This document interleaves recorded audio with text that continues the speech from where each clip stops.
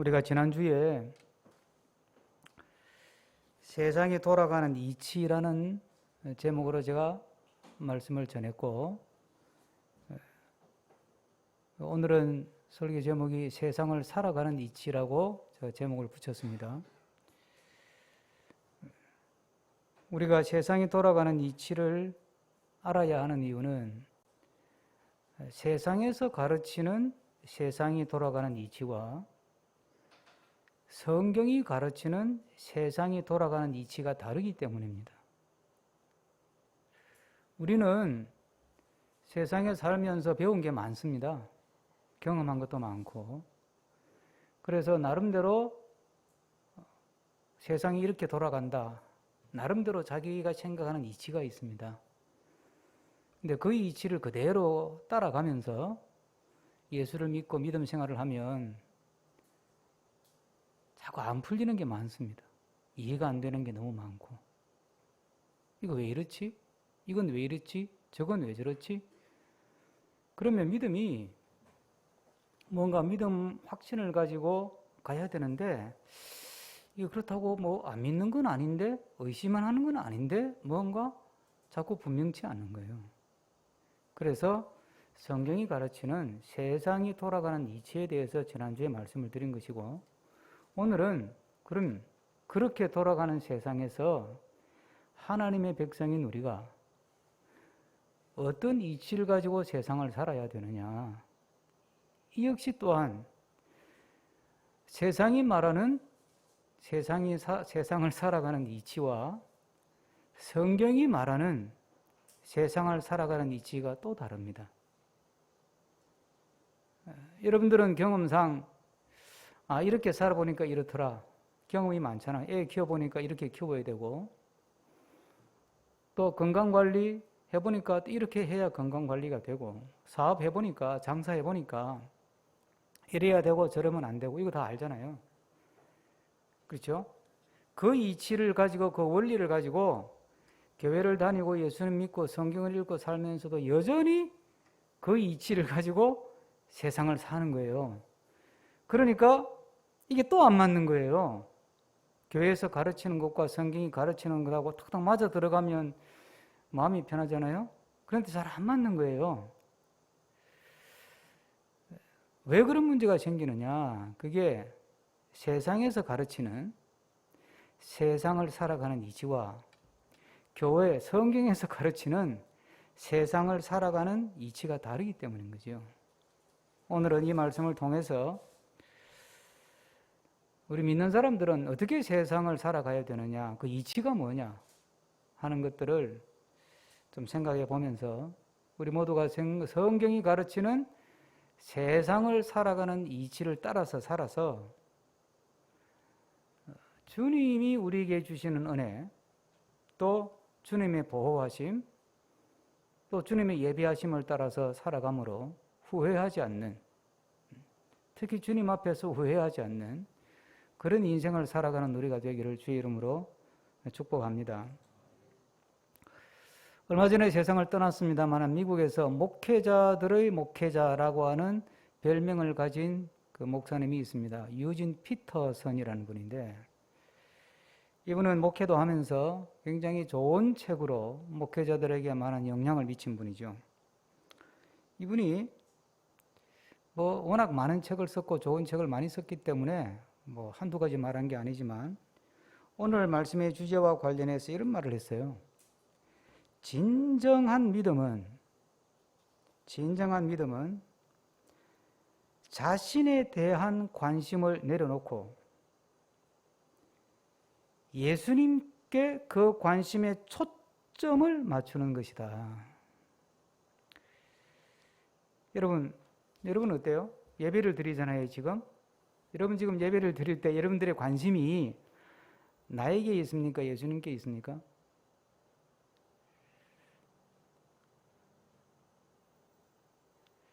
여러분들이 주일날 마치고 한 주간 동안 살잖아요. 집에서 일터에서 살잖아요. 그때 여러분들의 생각을 지배하는 게 뭡니까? 여러분들의 주된 관심은 어디에 있습니까? 유진 피터슨 목사님의 이야기는 진정한 영성은, 믿음은 예수님에게 관심의 초점을 맞추는 거라는 거예요.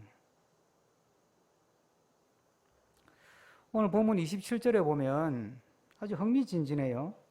이게 무슨 말이냐면, 풀어서 말씀드리면, 사람들이 안식일마다 회당에 모여서 율법을 듣고 읽고 외우고 공부를 해요. 그런데 예수님을 못 알아보는 거예요. 예수님을 못 알아보고 예수님을 팔고 예수님을 배반하고 예수님을 죽이는 거예요.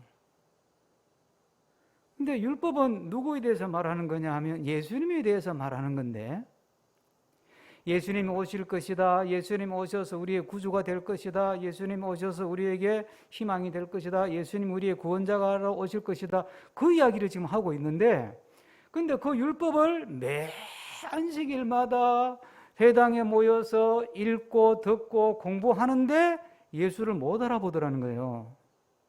관심은 어디 있느냐? 안식일날 모여서 예배하고, 안식일날 모여서 율법 공부하고, 안식일날 모여서 설교 듣는데 관심이 있는 거예요. 희한하죠? 자, 우리식으로 말하면 주일마다 모여서 예배를 드려요. 예배를 드리잖아요. 성경 읽었잖아요. 그 설교를 듣잖아요. 찬송합니다. 그죠? 그리고 또 기도합니다. 예배를 드립니다. 그런데 예수님이 없더라는 거예요. 그 자리에, 그곳에. 정말 우리의 관심이 예배드리는 시간부터 처음부터 끝까지 내 생각, 내 마음, 내 관심을 예수 그리스도가 온전히 지배를 해줘야 되는데, 그러지 않고 내가 어떻게 내 문제를 해결할 수 있을까? 내가 지금 이런 고민이 있고, 내가 지금 이런 데 관심이 있고, 내가 지금 이런 문제를 가지고 있는데 어떻게 하면 이 문제를 해결할 수 있을까? 심지어 내가 어떻게 하면 좀 더 은혜를 받을 수 있을까?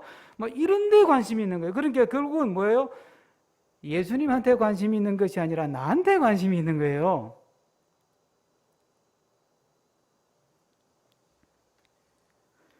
요즘 현대인들, 특히 현대인들을 대표한다는 MZ세대, 34를 전후로 하는 세대들이에요. 이들의 관심은 자기 자신입니다. 그래서 내가 하고 싶은 것 하고 내 기분에 충실하게 살고, 그렇죠? 내 문제를 해결하고 내 꿈을 위해 살고 내 이익을 챙기면서 사는 것, 거기에 온통 관심이 가 있어요. 여러분, 이번에 올림픽 때 2020 그 올림픽 때 미국의 도마 선수가, 이 선수는 아예 그냥 금메달로 아예 굳혀놓은 선수라고 할 정도로 탁월한 선수인데, 게임을 하는 중에 심경의 변화가 일어났어요. 그 변화 내용이 뭐죠? 기사에 여러 번 나왔으니까 아시죠? 내가 지금 누구를 위해서 경기를 하는 거야? 내가 사람들 보여주려고 경기를 하고 있어. 내가 이 운동이 좋고 내가 좋아서 그래서 막 하는 게 아니고 금메달을 따려고 내가 지금 경기를 하고 있구나. 나 좋으라고 하는 게 아니고 다른 사람 보기 좋으라고 내가 지금 막 경기를 하고 있구나. 그러니까 갑자기 힘이 쫙 빠져버리는 거예요. 하고 싶은 마음이 안 생기는 거예요. 그래서 이 친구가 기권을 해버렸어요.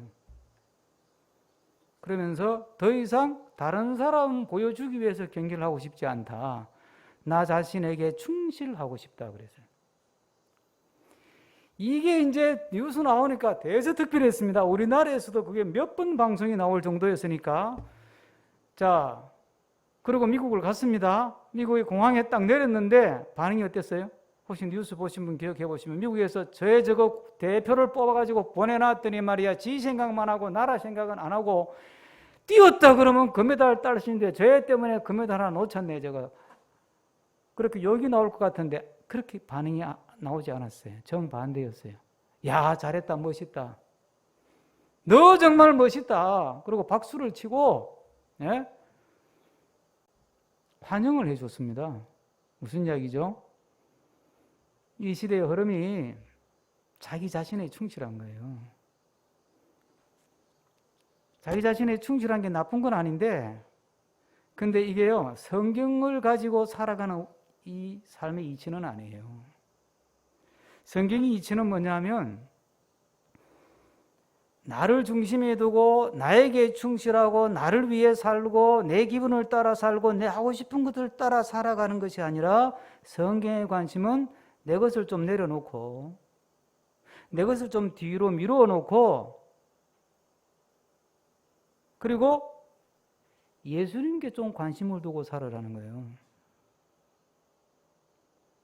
내 생각만 자꾸 하고 자기 중심적으로 그렇게 살지 말고 예수님께 좀 관심을 둬라. 골로새서 3장에 이런 말씀이 있습니다. 위의 것을 생각하고 땅의 것을 생각하지 말라.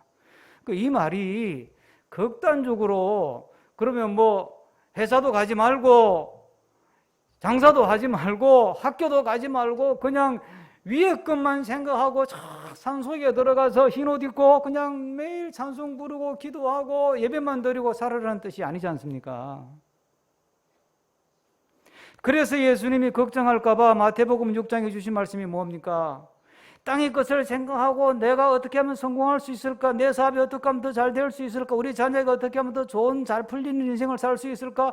나에 대해서 땅의 것에 대해서 막 관심을 사람들이 가지고 염려를 하니까 예수님이 그런 거 염려하지 말라. 그런 데 자꾸 관심 갖지 마라.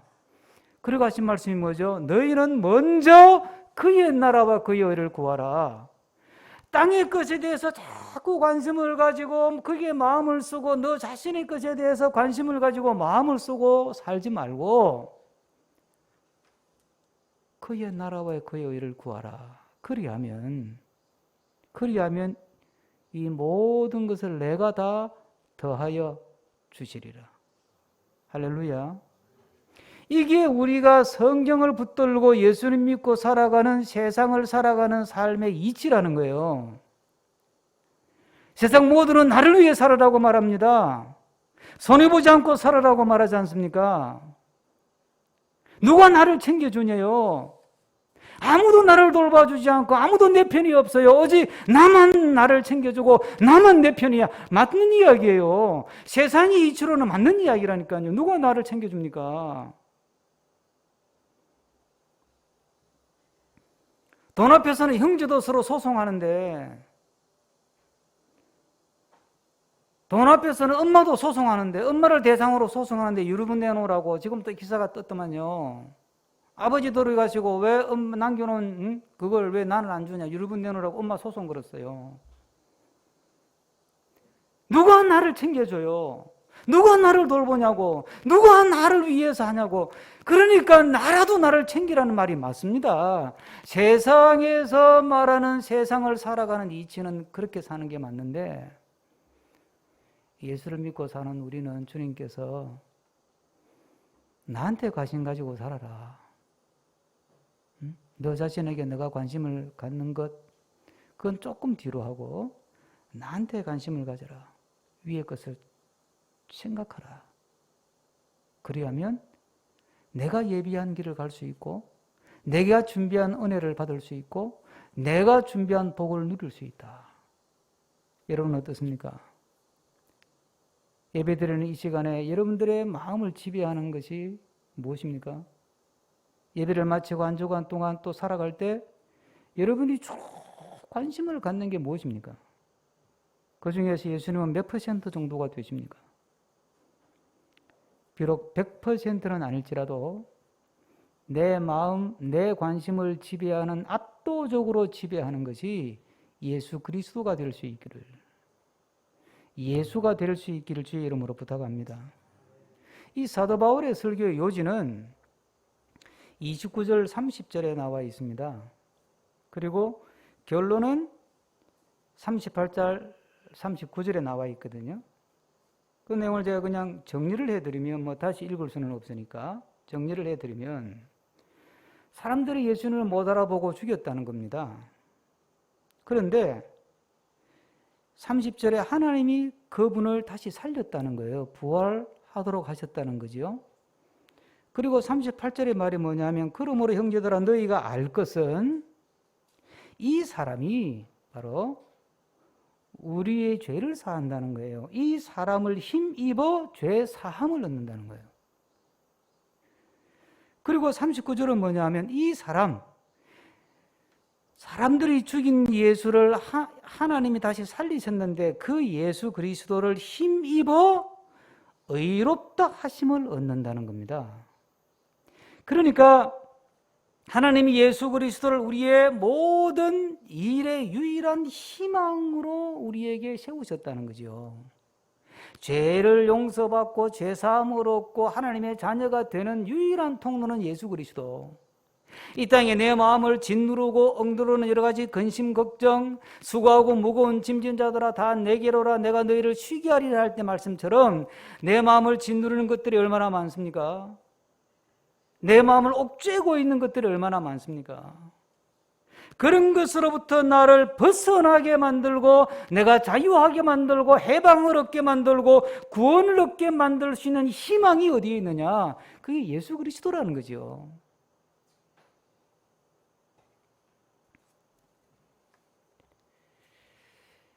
그러니까 우리가 오늘 이 말씀을 통해서 또 한 번 확인하는 것은 내가 내 노력하고 내가 수고하고 살지만 내가 붙들어야 될 희망은 예수 그리스도라고 하는 이 삶의 이치를 정확하게 따라서 살아야 된다는 거예요. 여러분들 이건 성경만 읽어가지고는 사실 잘 모르는 것 같아요. 저 자신을 봐도 그래요. 저 자신을 봐도 내가 열심히 하면 될 것 같고 내가 노력하면 될 것 같고 내가 수고하면 될 것 같고 머리를 쥐어짜고 또 경험을 총동원하고 주변에 아는 사람들을 총동원하고 그렇게 해서 계획을 잘 세우고 치밀하게 준비하고 차곡차곡 하면 장사도 성공할 수 있을 것 같고 내가 계획하는 것도 다 성사가 될 것 같고 우리 자녀들 잘 가르치고 학원도 보내고 뭐 이렇게 잘하면 우리 아이도 또 원하는 좋은 대학에 가고 또 좋은 직장도 얻고 좋은 인생을 살 수 있을 것 같은 생각을 우리는 하잖아요. 그런데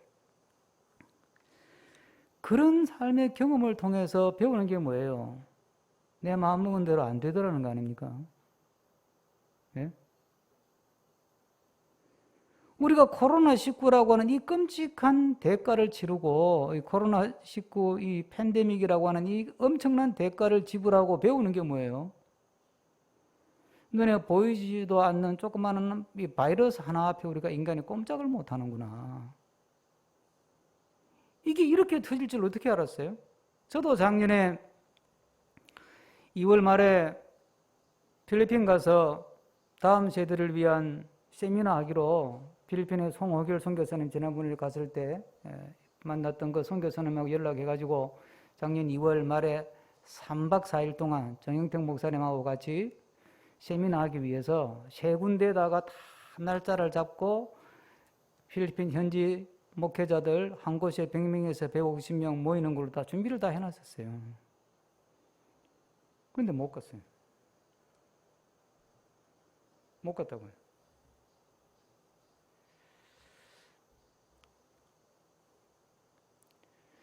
우리가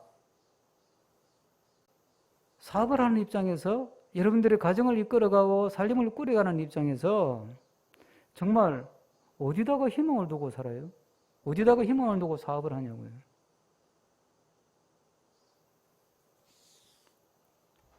내 노력이 필요합니다. 그죠? 내가 땀 흘려서 해야 됩니다. 사업을 하나 하고 물건 하나 팔기 위해서 얼마나 많이 노력하고 애쓰고 연구하고 고객을 분석하고 뭔가 계산도 하고 별별 연구를 다 하지 않습니까? 그거 당연히 해야 되죠. 그거 한다고 되느냐는 거예요. 내가 노력하고 내가 수고하고 내가 땀을 흘리고 내가 분석하고 내가 연구하고 내가 열심히 한다고 되느냐는 거예요. 되고 안 되고가 내가 결정할 수 있느냐는 거예요. 네? 내가 열심히 정말 잠 안 자고 공부하고 안 놀고 공부해가지고 내가 원하는 대학의 시험을 쳤는데 붙고 떨어지고를 내가 결정할 수 있느냐 이 말이에요. 아니더라는 거잖아요. 그죠? 그러면 우리가 세상의 이치는 뭐예요? 노력하는 만큼 된다는 거예요. 안 되는 거는 그럼 뭐래요? 안 되는 거는 하늘에 맡기래. 사실 그게 뭐예요? 그게 성경이 가르치는 이야기 아닙니까? 성경이 가르치는 두 번째 이치는 뭐냐면 세상을 살아가는 중요한 이치. 희망은 나에게서 나오는 것이 아니라 내 노력에서 나오는 것이 아니라 내 환경에서 나오는 것이 아니라 내 인맥에서 나오는 것이 아니라 내 삶의 가장 궁극적인 희망은 예수 그리스도로부터 희망이 나오는 줄로 믿습니다. 이런 사람은 기도하지 않을 수가 없는 거예요. 어떻게 기도를 안 해요? 이걸 아는 사람이? 이걸 아는 사람이 어떻게 주님 앞에 나와 무릎 꿇고 주님 은혜를 주십시오. 주님 살려주십시오. 주님 구원의 길을 열어주십시오. 주님이 일이 되게 해주십시오. 내 마음의 소원을 가지고 기도하지 않고 어떻게 하냐고. 마지막 희망이 나에게 있는 것이 아니라 내 안에서 나오는 것이 아니라 내 노력에서 나오는 것이 아니라 내 인프라에서 나오는 것이 아니라 내 실력에서 나오는 것이 아니라 예수 그리스도가 마지막 희망이고 거기서부터 모든 최종적인 희망이 나오는 것이라고 하는 것을 믿는다면 우리는 기도할 수밖에 없는 줄로 믿습니다. 그래서 기도의 밑자락이 쫙 깔려 있어야 되는 거예요. 우리가 세상을 살아가는 이치, 지난주에 말씀드렸잖아요. 세상이 돌아가는 이치, 하나님이 주권자라고, 그죠? 그리고 결국은 최종적인 희망은 예수 그리스도로부터 나온다면 우리가 가장 힘써야 될 게 뭘까요? 내 실력을 쌓고 내가 노력하고 그건 당연히 해야 되는 것이고 가장 선제적으로 노력해야 될 게 뭐예요? 그게 기도의 밑자리를 충분히 까는 거예요.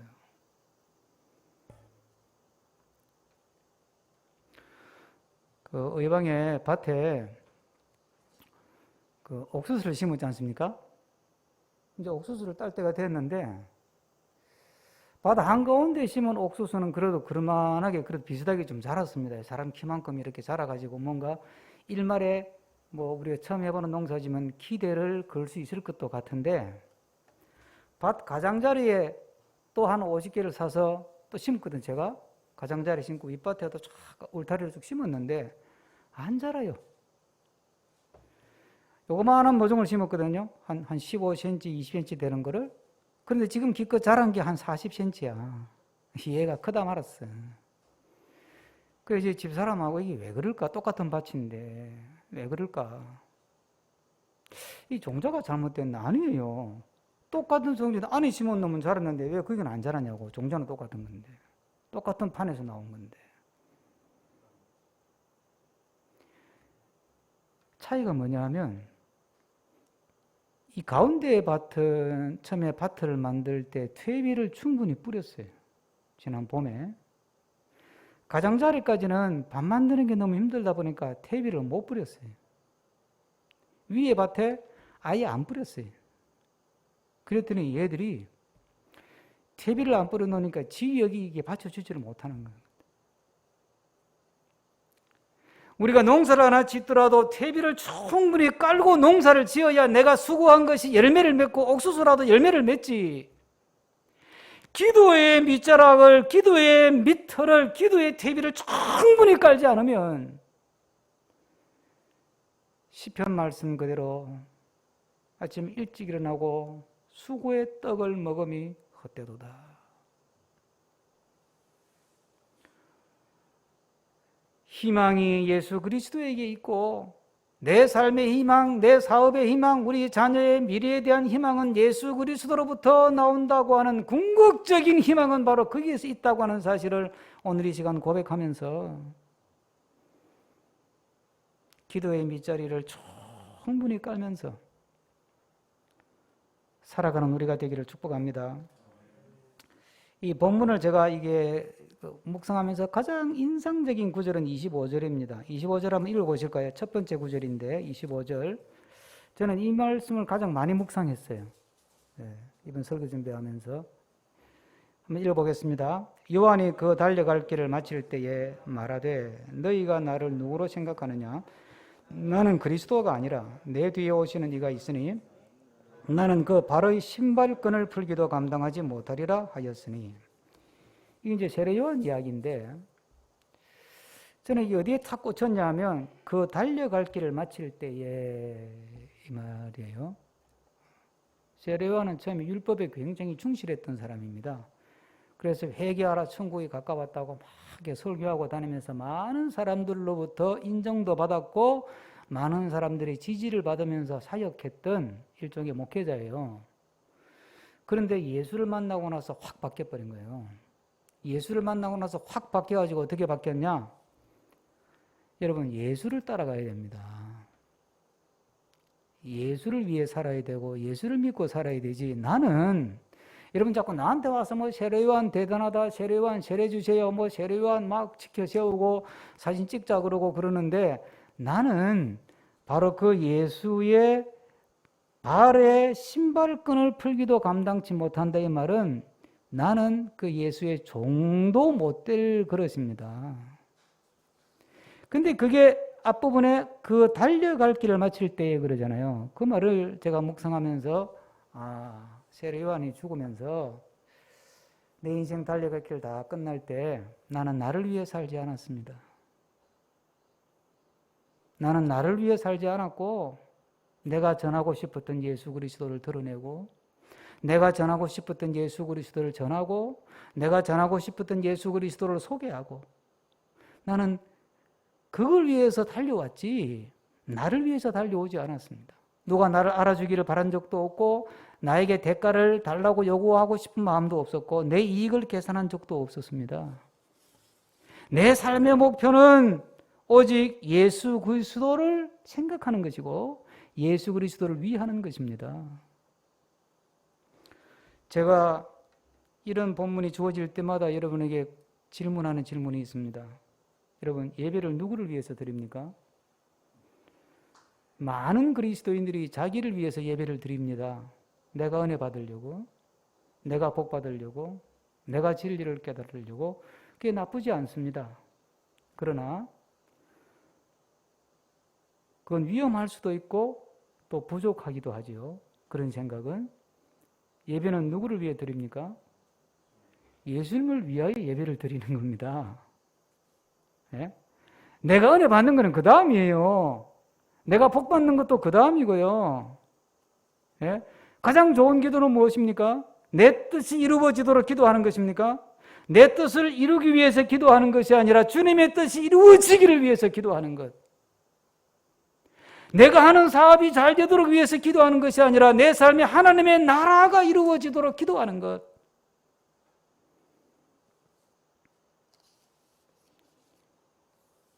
이게 우리가 붙들어야 될 세상을 살아가는 삶의 이치라는 거예요. 살아도 주를 위하여 살고 죽어도 주를 위하여 죽는다. 사도 바울은 그렇게 고백했습니다. 그렇죠? 또 너희가 먹든지 마시든지 무엇을 하든지 다 하나님의 영광을 위하여 하라 그랬습니다. 요즘 사람들이 건강을 얼마나 챙기는지 건강 염려증이라는 게 생겼답니다. 신경정신과 질환으로 너무 건강을 염려해가지고 병에 걸렸대요. 그래서 신경정신과 찾아와서 그 마음을 다스린다고 약을 처방받아간대요.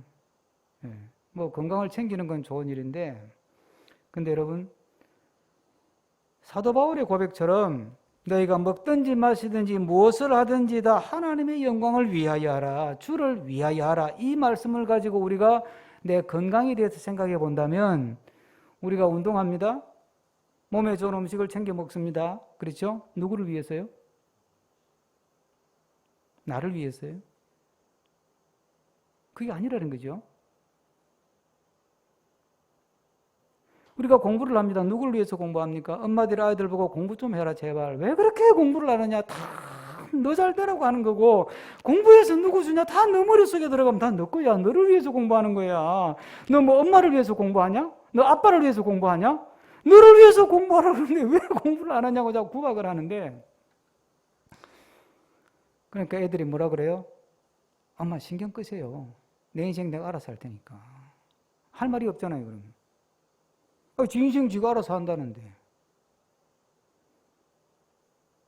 적어도 우리가 하나님을 믿고 주님을 섬기고 주님께서 우리에게 성경을 통해 주시는 삶의 이치를 따라 살아가는, 그렇게 세상을 살아가는 그리스도인이라면 아이들에게 공부하라고 할 때도 너를 위해 공부하는 것이 아니다. 너는 하나님의 자녀로 하나님께서 너에게 어떤 일을 맡기시든지 그 일을 감당하기 위해서는 준비가 되어 있어야 한다. 그래서 주를 위해 공부 좀 해라. 주님을 위해.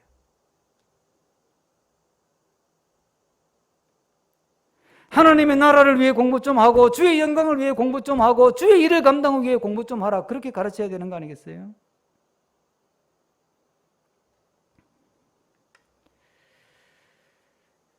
한번 생각해 보십시다. 내가 드리는 예배는 나를 위하여 드리는 예배인가?